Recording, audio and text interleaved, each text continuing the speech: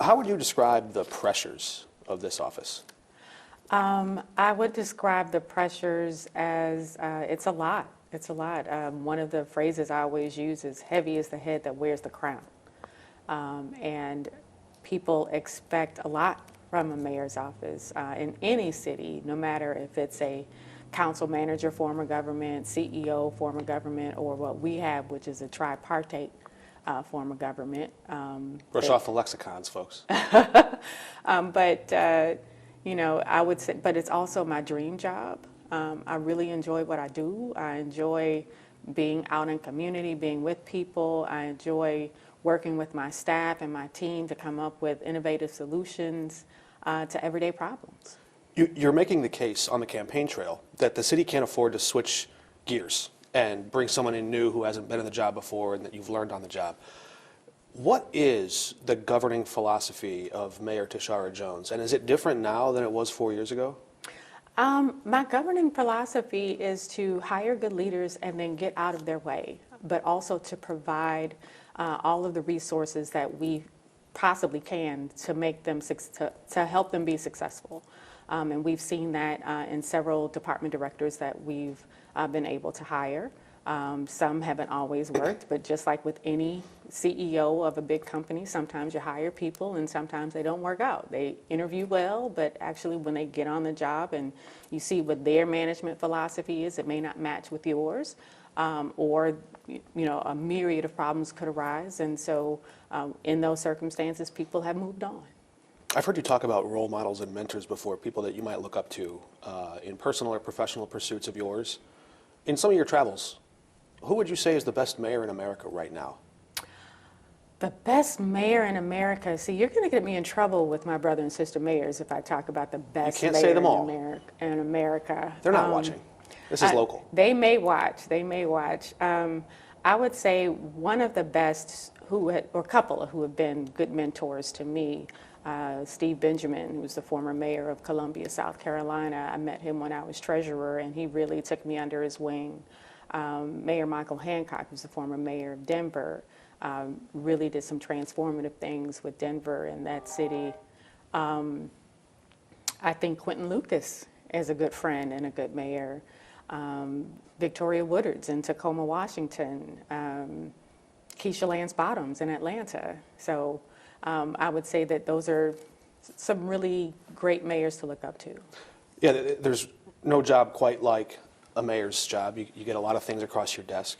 Yesterday was a tough one. Yes. A homeless woman died in freezing temperatures on the sidewalk outside City Hall, and Yes. when officials found her, she was huddled around a manhole cover, presumably trying to garner whatever warmth she could from the steam that was coming out of the ground there. How could that happen so close to City Hall? Well, first off, I want to express my condolences to her family. This is horrible and should not have happened. There are shelters that are available during the day and overnight. We have made sure that the shelters that the city funds are 24/7 and operating. And also we have had contact with this particular woman in the past through our outreach workers. So we don't yet know all of the circumstances around her death, but we are definitely praying for her family. Do you know if those contacts were successful? I don't know. I don't know because we don't know all of the details about those contacts, when they happened, and how frequently. This is a tough question, but who is ultimately responsible for her death? Well, that is a tough question. I would say that, you know, if you're looking at all of the deaths that happened under my watch, they say that I am responsible as mayor, whether it's a death of a homeless person, a death by homicide, death by car accident. They all fall under the city of St. Louis. And we do whatever we can to make sure that we're providing resources for people, providing shelter beds, and eventually moving the ball forward so we don't have these situations in the future. The statement from your office immediately afterwards said that there were excess beds available. Just now you said there were beds available. If so many beds are available, why are people struggling to get in them? You know what, I don't have a good answer for that. And, you know, we just know that there were excess beds available. I'm going to read you a statement from a volunteer who is the point person working to connect people in need of shelter to the Department of Human Services the night before that woman's death. The quote is this: "When the mayor gets on the news or puts out a statement that we have excess beds, we have plenty of resources, people are less inclined to come out and help because the problem's solved, but it's not," she says. And so if you put out false information, you're hurting the efforts. I think that the thrust of what she's saying there is that your voice as mayor can enlist people, the right people, to come help. Why say we have enough beds, and why not go to the public and recruit their help? Well, again, we had enough shelter beds available. We had excess beds available. And the question of why a person decides not to go into shelter is that is on that person and those who are working with that Or it person. could be on the facility's barriers to entry. They require ID. Or Right. They require... Again, we don't know all of the circumstances around this particular death. So I don't think that we should sit here and try to piece together things that we don't know the answers to. I see. When you say we have enough beds available, are you saying you're satisfied with the current capacity of shelter? No, we can always do more, but the goal is for housing, not shelter beds. Shelter is where is an entry point into the entire system for us to give help to those who are in need, and then move them along to permanent and supportive housing. We have been able to increase our availability of shelter beds and transitional housing by over 50% since I became mayor in 2021. And tragically, since the pandemic, we've seen an increase in homelessness and poverty across the country. Yes. So the need is growing greater. Your office recently commissioned a citywide poll to ask voters how they feel about police and public safety. We have the responses to that poll, and in the survey, you ask city voters, what are your biggest concerns regarding homelessness? Far and away, the top concern from 62% of city voters was a lack of homeless shelter and services. We're talking about some of this now, but every winter seems like deja vu. We're back at the starting block. There's finger pointing. There's the blame game. Where's the long-term plan? Well, back in October, I convened our regional leaders to talk about this issue and to have a practicum on this issue because oftentimes people are, I hate to use this word, dumped in the city. Who are in need of homeless services where they come from different areas. So we are trying to build a network regionally to make sure that people who find themselves in vulnerable positions have access to those services within their communities so they're not further traumatized by going 10, 20 miles away from their home, away from their community in order to get services for themselves and their family. So out of that, we have developed a plan, a housing first strategy, to make sure that we are providing more access to housing and transitional and permanent housing within our region, no matter where someone finds themselves in that vulnerable or precarious position, so they can have those resources available in their communities. Yeah, there are long-term plans and sometimes emergencies that crop up. I want to shift gears slightly to public safety, which is part of the conversation here, but more precisely to crime. Out of nearly 1,300 people who participated in that survey, the city's survey, 38% said they fear murder, gunshots, other forms of physical violence most. 80% of that group said they fear gunshots most. And I think the takeaway here is that people in St. Louis are fearful, and they don't always know if someone's going to come save them. I'm going to read one more statistic from this survey for you. 58% of the city that responded to this survey said they called 911 in the last year. 22% said no one responded. And 43% could say they were satisfied with how long it took for police to arrive. If 57% aren't satisfied with police response and 1 in 5 say no one shows up at all, shouldn't that be a sign that bringing more police in would be a top priority of this office? Well, we have to look at our entire system, from 911 all the way through our criminal justice system, and we're making progress. When I became mayor, 57% of calls on average were answered in the first 10 seconds. And now we're up at 70 to 75% because we've hired more 911 dispatchers, we've paid them more, and we're building a new $45 million 911 facility that's going to house all of our dispatchers because it's a broken and disjointed system, which is a holdover of previous administrations. It used to be when you called 911, the police dispatch answered first to triage you to see what your issue is, and then sent you either to EMS or fire. Now you have a answering service that says which one do you want, and you self-select, and then we pick up there. So we have made progress when it comes to response to our emergency response. Sure. I appreciate the long-term plan for the 911 center. That's how many years off? 2 years. 2 years off. That'll perhaps be something, but that's just the first interaction. Most people calling 911 are asking for a police officer, some for fire, some for EMS, but most are calling for police, and 1 in 5 say no one shows up. So isn't there a problem beyond just who picks up the phone and how quickly? Well, we also are investing in prevention and intervention resources as well. So the police are not always the right response to a lot of the calls that we receive in our 911 center. We conducted a survey through the Center for Policing Equity and found that up to 43% of calls can be answered by someone other than police. So we have a cops and clinicians program that pairs a behavioral health professional with an officer. We have a non-police response that responds to people who are having substance abuse problems or public drunkenness, for example, and don't need a police response. We have to invest in both because what we want to do is take off the burden from our police for responding to every call, and it doesn't always need a police response. Sure, and certainly they don't, as it stands now, they don't respond to every call, but police were quite popular in this perception survey that your office took. Only 17% said they were not satisfied with the officer who showed up. That stands out. What do you think of that number? I think that's a great compliment to the men and women of the St. Louis Metropolitan Police Department. It would seem to suggest to me that the voters are quite pleased with the officers. They're just not as pleased with the staffing levels. Well, we are working constantly on increasing our staffing levels, and it's not just St. Louis that has a problem with staffing levels in their police department. It is every city across this country.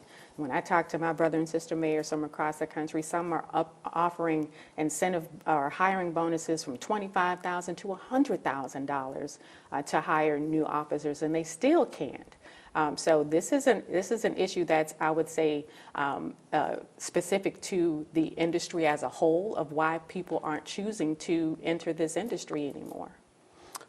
I'd like to ask, I'll move on, but... yes, let's just, come on, move on. You've talked at length about the challenges that you inherited, you say, inside the city jail. There were all the reforms, there were the broken locks, the replaced locks, the old commissioner let go, the new commissioner coming in. When you look back at all the jail deaths that happened in your term in office, what is something you might have done differently? Well, one death is one too many, and a sign of a good leader is their ability to get all of the information and then pivot or make a new decision or a different decision. And we've done so. We brought in a new interim commissioner in Doug Burris. We've also brought in the Department of Health and a new health care organization to oversee health care in the jail or in the CJC, and we've seen progress. In 2024, we had 2 deaths, which still one is one too many, which is also closer to the national average of 1.2. Jail deaths did double under Mayor Cruzen compared to the last 4 years under Mayor Slay, and they rose even higher under your 4 years. Do you think the public is satisfied with calling that progress? Well, again, in 2022, we saw 6. In 2023, we saw 5. And in 2024, we saw 2. So you're confident the numbers are pointing down and going to stay that way? We are confident that we're moving in the right direction. A recent dust-up at the jail got a lot of attention. You endorsed Alfred Montgomery for sheriff. He's now tangled up in an apparent FBI investigation, perhaps triggered by your office or the police department, I'm not quite sure. In your administration, your public safety director is openly and publicly calling him a liar. Did you know what you were getting in Alfred Montgomery? Well, that is a sensitive topic, and I can't talk about that because it's under investigation. So we're going to have to move on. I won't ask you to speak about the investigation, but you've raised today your judgment in hiring people for a good job, or your endorsement. What did you see? What did you think you were getting in him when you endorsed him? Well, hindsight is 2020. I wanted change in the sheriff's office. We did not have a great relationship with Sheriff Betts, and we wanted change in the office. Big picture, some people might look at this and say, well, if managing the jail is such a headache for the mayor, the sheriff would almost be doing you a favor taking control of it, wouldn't he? I can't speak on that. Is that a change you would consider? No, No. it's not. Off the table. Off the table. Okay, I'll move on then. That's a good way to get an answer. Let's talk about the infamous snowstorm for a minute. You've apologized publicly. You've said the city didn't pivot fast enough. But the aldermen said they were stunned at one confession in particular from your streets director, Bethany Williams, when she confessed that she just wasn't aware for a number of days after at the actual condition of the roads that she is responsible for. One alderman even said that that should have been her resignation letter. If the city elects you for 4 more years, are you confident that Bethany Williams should be the streets director for 4 more years? I am confident that Bethany should stay in her position for as long as she would like to stay. She was only acting on the information that she was given by her subordinates. Where was the breakdown? We are still taking a look at that entire situation to see where the breakdown was and who we have to hold accountable there. And we're also going forward looking at other cities, looking at their responses to see how we can tweak ours, because we were using an existing plan for a snowstorm that caught everybody by surprise, and we didn't know it was going to be that bad. One of the tools of accountability I didn't even know existed was that you can dock a city worker's pay. A number of drivers had their pay docked afterwards. Yes, because they showed up to work and they didn't work that day. Is that acceptable? I don't think that's acceptable to anybody. Their argument, so they tell me they would like to appeal, but they don't trust the process, the appeal process. They called it a kangaroo court. And they said that in their view, the mayor should have called an emergency for them to show up on their scheduled day off, and that there was no official emergency declaration. Can you Well, that was a explain? mandatory work day for them. Even without an emergency declaration? Yes, even without an emergency declaration, that was a mandatory work day. Everybody was expected to show up and to work. When you gave that initial grade of B-, later amended it to incomplete, you actually had a report card on your desk, maybe a cheat sheet that would have helped you evaluate all of this. City workers give you reams of data through the LouStat CityWorks Right. web portal. It helps the city map all the progress that city workers are doing on potholes and snow removal and all of that. Don't you think that's data the city voters would like to see? Well, that is data that the city voters will see. As we started this process, and as we also talked to other cities who started this process, the very beginning of this is getting the data to have a baseline to start from. And we have seen progress in certain areas with the departments that are a part of the LouStat program. Our requests for streets, traffic, and refuse have gone down by 1,000, for example. We've been able to see that we're able to tow more vehicles, and those requests are gone down. But any part of a learning process is taking the data to see where you are and then to see where you want to go. Is there any reluctance to share the data before you feel like it's clean enough or pretty enough? So again, that is something that I would have to talk to the people who are responsible for that. I'm just responsible for like the general direction, but this is something that we ultimately are going to share with the public. Have you given your team a deadline on that? No, I have not. Because we are still talking, right now we're in the process of talking to other cities to see how and when they have shared that data with their constituents to see what the next steps are. I want to ask you about transparency in government generally. And I won't if I reference a lawsuit, I'm not asking you to comment on the lawsuit. Okay. The city's charging a firefighter $130,000 to see a number of government emails with the personnel director. The firefighter is suing the city over that sticker shock. There are a number of other examples like that, but without getting into the specifics, I wonder, just generally speaking, are you satisfied with the speed and the efficiency of the transparency process in your administration? Well, I mean, we have a city of 5,000 plus employees, and oftentimes with sunshine request, it requires that one person to go and get actually that data from the person that's being sunshine. That takes time. So there are, there are going to be delays. Am I totally satisfied? No, but we are working as fast as we can because the people that are responsible for getting this data also have other jobs to do.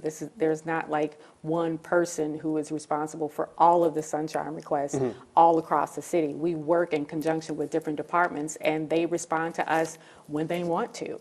Yeah, and it's interesting to see because you mentioned at a State of the City address not long ago, triplicate carbon copy paper and typewriters, and that the city's coming out of a stone age of technology. Right. Meanwhile, businesses have AI that's helping them sift through and sort through data to find the needle in a haystack and to organize stuff quickly. Do you envision any of those tools in helping the city become smarter or more open to the public? We are looking at those tools and in conjunction and talking to our IT professionals within ITSA and also IT professionals all across the country to see what's the best deployment of AI with sensitive information in city government.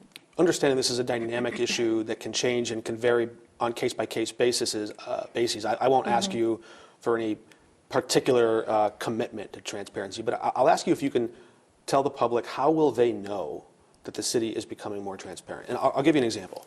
You appointed Janice Mensah to become head of the department, the Detention Facilities Oversight Board. Janice told the Post-Dispatch, quote, "The city councilor, Sheena Hamilton, hid the former jail commissioner, Jennifer Clemens Abdullah, obstruction behind legal opinions, attorney-client privilege, and confidentiality. The public demanded oversight and accountability. There is none." Do you believe Janice has an accurate feel and a sense of what's going on in the jail and in transparency in general? Absolutely not. Janice Mensah also refused to finish their training on multiple occasions when they were supposed to do training as a mandatory requirement of their service on the Detention Facility Oversight Board. Mm-hmm. Do you believe that you have the authority to tell the city councilor on a given transparency request to release it, to hand it over? Or do you, she's even said her legal opinions are not for public consumption. Those are now sealed. Well, you know what, I don't want to answer that question. Can we just move on, because I don't have a good answer for you. Okay. So I guess who's taking whose opinion? She's taking yours or you're taking hers? No, I'm not taking, well, let me start over, ask the question again. When it comes to matters of transparency, can you tell the city councilor, release that? Well, no, I cannot, because obviously the city councilor has reasons why they want to release certain legal opinions and some they do not. It's my understanding that when I talk to the city councilor about legal opinions, and city councilors in the past would just release them no matter what, and our city councilor has a reason for not releasing legal opinions. I want to ask you about some of the issues at SLDC, the building division, under FBI investigation for inspectors shaking down daycare providers or contractors scoring insider deals. You've talked some about bringing the FBI in here, but the timeline here is interesting to me. In October, you were boasting about the Stable Communities STL program at a business lunch, and within a matter of 2 months, you had stopped that program and paused it, and now the FBI's investigating the building division in general. How could all of that happen so quickly? Well, we didn't stop the program, we shifted it to another department. Okay, that's news. Last time I Yes. heard from you, it was paused. Something has changed? Yeah, it's, I believe CDA is now managing that program. Okay, I was unaware. Yeah. Is it all part and parcel the same as what it used to be, that program, or have there been any significant changes to its effort? The effort and the intention is still the same. If there are bad property owners in the city and they need to fix up their property and they're not, we're going to send them a letter and ask them to fix it up, and if not, we will fix it for them and send them the bill. The gateway to the west is in line for a serious facelift. A few hours before we sat down here, the Gateway Arch Park Foundation and a developer announced a plan to rebuild the Millennium Hotel property. Your head of economic development says the historic Railway Exchange building will be next. When it comes to economic development, what's the big vision? Our big vision for economic development is to make sure that we're investing in all parts of the city, especially those that haven't been invested in for decades, because our city can't succeed as a whole or grow if over half is left to fail. And a lot of these problems, or a lot of the disinvestment, was decades in the making, and it's going to take more than one term or one mayor to reverse decades of disinvestment. We've been able to leverage $250 million into $1 billion of investment all across the city, but especially in North St. Louis, where some neighborhoods haven't seen mortgage generation for 15 or 20 years. And some of those people are qualifying for down payments even now. But I wonder about the road from here to there. Okay, we got 60 seconds. I'm going to try to squeeze in 2 real quick if I can. I'll give you 2. Okay. Your administration has pointed to Detroit as an example that has been able to reverse its population loss, growing for the first time since 1957, just last year. When I went there and talked to them, they said when they look at their economic plan, they look at a hot zone, a place that's doing well, maybe a Midtown or maybe a Soulard or South Grand, and they try to breathe it out a little bit, just at the edges, and help that success to grow. You're describing, and the Economic Justice Index Action Plan describes zones that have been depressed economically for a long time. Do you see that as can you do both at the same time, or do you see it as which is the smarter investment? I think you can do both at the same time. We have to reject this either-or proposition. We can invest in downtown and hold bad property owners accountable, whether they're in downtown, Dutchtown, or Walnut Park. And we've been able to do so by the Millennium Hotel announcement that you talked about. We're aggressively pursuing the Railway Exchange building through eminent domain. And we're also building in North St. Louis by acquiring the old Killark electrical plant and turning that into a hub for economic mobility. If you don't win re-election, what will your legacy be? If I don't win, my legacy will be that I was the first mayor that in years to be intentional about investing in North St. Louis. And that's seen through our investment map that's currently online that shows the houses that we've built. We've built 3,500 housing units. We've demolished over 900 vacant buildings. We've repaired over 800 homes for our seniors so our seniors can age in place.